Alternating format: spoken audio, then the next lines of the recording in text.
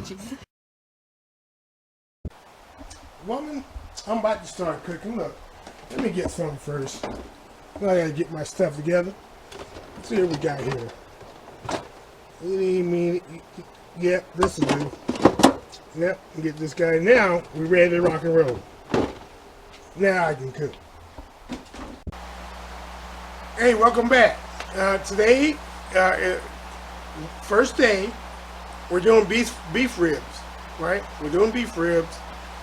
We got beef back ribs today, right? Then I'm going to do a video with beef spare ribs, or better known as short ribs that have not been cut up, flanking ribs, right? And then I'm going to end it with some beef plate ribs, right? Look at this. I know you're going to enjoy this. Delicious, right? Watch how I do this. No, almost. Before I leave, I want to take a bite of this. You know, I love ribeye. This is delicious. And this, the beef back ribs, as you'll find out in a few minutes, it actually comes from, it's connected to the ribeye. So I'm going to have some right now.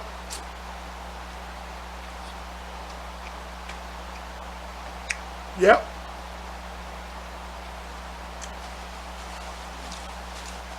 There's not much of it, but what you do get, delicious. Hey, this is Shrashira.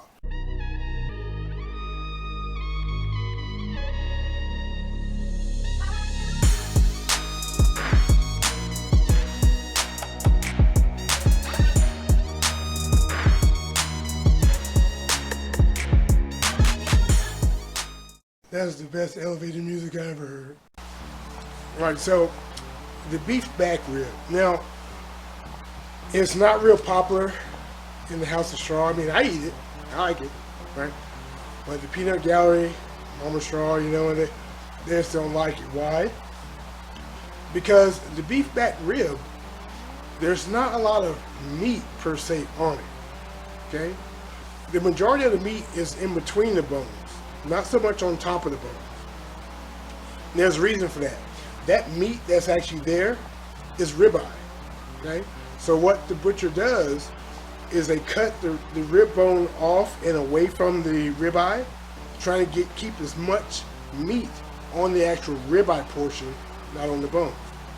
Now, with the price point, I mean, they're gonna get you with the price, you know. But you're paying for mainly bones. Okay? Now there is some meat. I mean, there's some meat.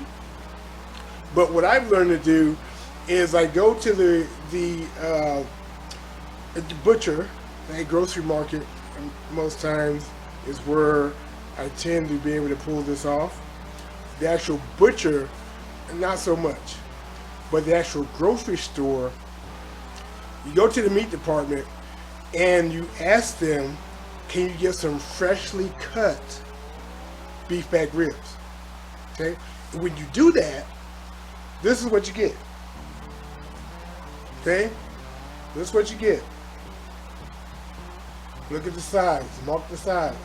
Right? And not so much the size, but look at the meat. You actually get more meat. I don't know if it's because they're nervous, because you're asking for it fresh, or they just want to get you through the line real quick, but they're going real fast so they can keep it moving, and they're leaving quite a bit of meat on it. So when I'm buying this stuff, I want to get my money's worth. So that's why I do that. Now, if you could do that, by all means, and try it out. Worst they can say is no. Excuse me.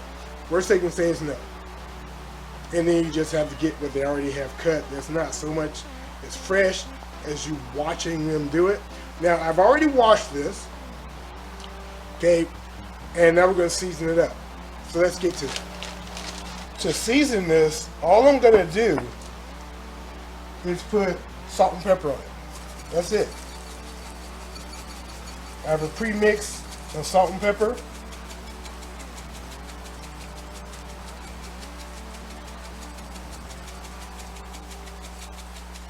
Just get it nice and coated.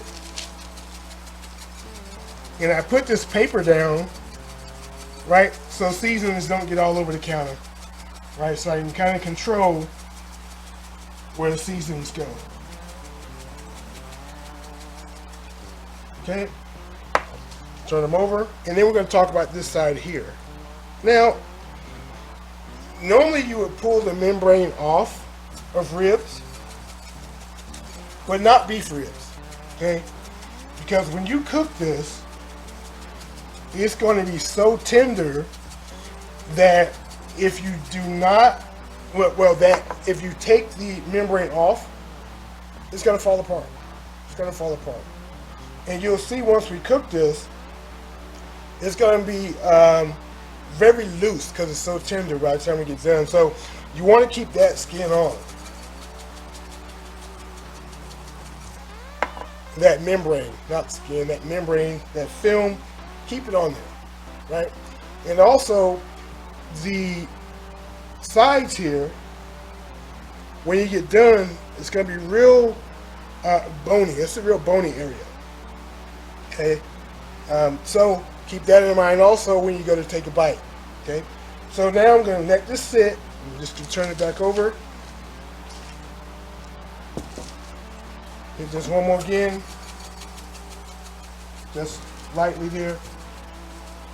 And we're going to let this sit while we start up the barbecue. And today we're going to be using primarily lump charcoal and hickory. We're going to put a little bit of apple in it too. Okay? So let's see. So like I said, I'm getting ready to start heating up the smoker. Okay? We're using the General, my workhorse, the one in the middle, offset smoker.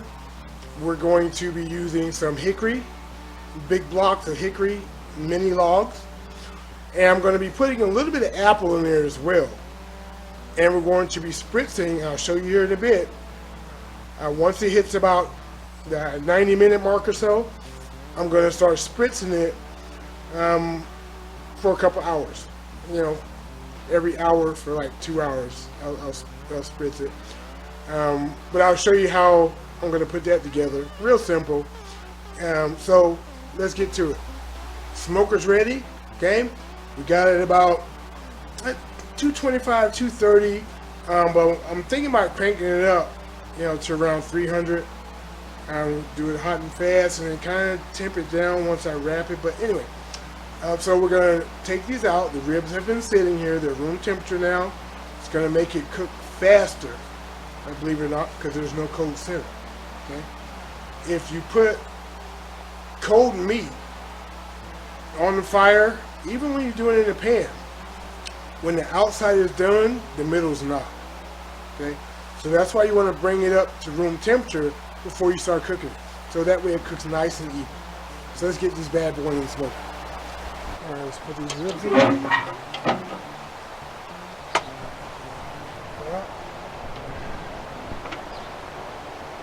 Let these go for about 90 minutes, and then we'll start spritzing. Now for the spritz, I have two ingredients, right? Worcestershire sauce, or Worcester sauce, however you want to pronounce it, right? And apple cider vinegar. So basically I have 1 part of Worcester sauce and then 3 parts apple cider vinegar, right? And so now after the initial 90 minutes, I was going to do it every hour or so, but I'm going to do it every 30 minutes. I'm going to spritz it, right? So I can get 3 spritzes in before I wrap it. All right. All right, so it's been 90 minutes. Good spritz. It's looking good. Oh yeah. It's what we want. Most definitely.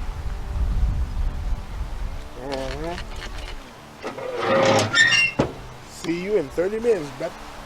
So now I'm not going to show you when I spritz every half hour or so, right? I'm not gonna, you don't need to see that. But I did show you once. Everybody gets one. Everybody gets one. So next time you see me, it'll be time to wrap it. I mean, unless I got some other information I want to give you, but Other than that, when it's time to wrap, I'll bring it in and we'll wrap it up. Alright, so the ribs are out. Gonna wrap them. Give them a little more spritz. Alright, a little more spritz. And I'm gonna add some Worcestershire sauce, or Worcester sauce. That's a little bit there. Now the one extra thing I'm gonna add is paprika. So just gonna sprinkle just a little bit of paprika. And this is the meat side. Okay, don't need a lot. Now we're gonna turn this guy over. We're not gonna worry about seasoning the meat, the rib side or the bone side. We're not gonna worry about seasoning that, okay?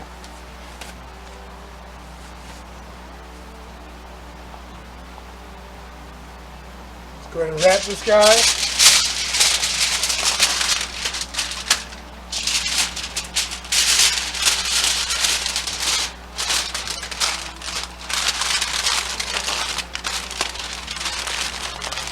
Don't worry, I'm going to double wrap it. Alright. We're going to continue to keep it meat side down.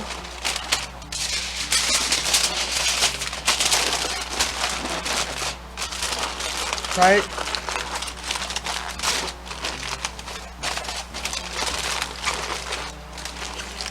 Now I'm using heavy duty foil, okay? I mean, this is some really, really heavy duty. This is the heavy duty of heavy duty, okay? And I'm double wrapping it. Now we're going to put this back out there for about another 2 hours, and then we're going to test it for 10 minutes. These were wrapped for 2 hours. As you can see, they're good to go. You see a lot of pullback, a lot of shining there. Now we're going to let this rest. Now the temperature, when I checked these, they were at like 197 to 200 in various spots, which is where we want them. Now we're going to let them rest here. It's going to cover it up a bit. We're going to let them rest for about a half hour, and then we're going to cut them up. So these ribs have been resting. I'm going to cut them right down the center here. And as you can see, I mean, you don't really get too much meat with it. You know, it draws up off the bone, right? But we're going to go ahead and cut these. Now, the peanut gallery, they don't really like these, okay? They don't think there's enough meat on them. You know, in a way, I kind of agree with them. You know, there's a little bit of bone here, you know, on the bony side. You know, so we'll just lift and cut that because it's like crooked. But other than that, it cuts through like butter. See? It cuts through like butter until it hits that little bone piece, like a little socket there. Now let's get these guys plated up. Right, just gonna put these on here. See that? I mean, there's some meat. Like I said, because I got the butcher to cut them in front of me, he was rushing, and I got more meat than I would normally get, which is the bonus. Okay, move these over a little bit. All right. Get that right on there, just like that. Now what I'm going to do is make a little bit of sauce that was taught to me over 20 years ago from a friend of mine.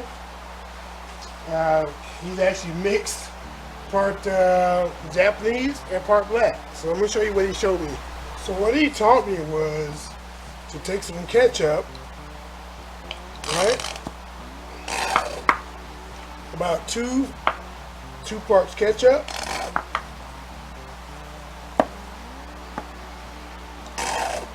2 parts ketchup,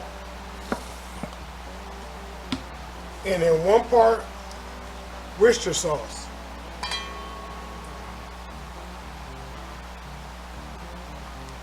Okay. Now we're going to mix that up.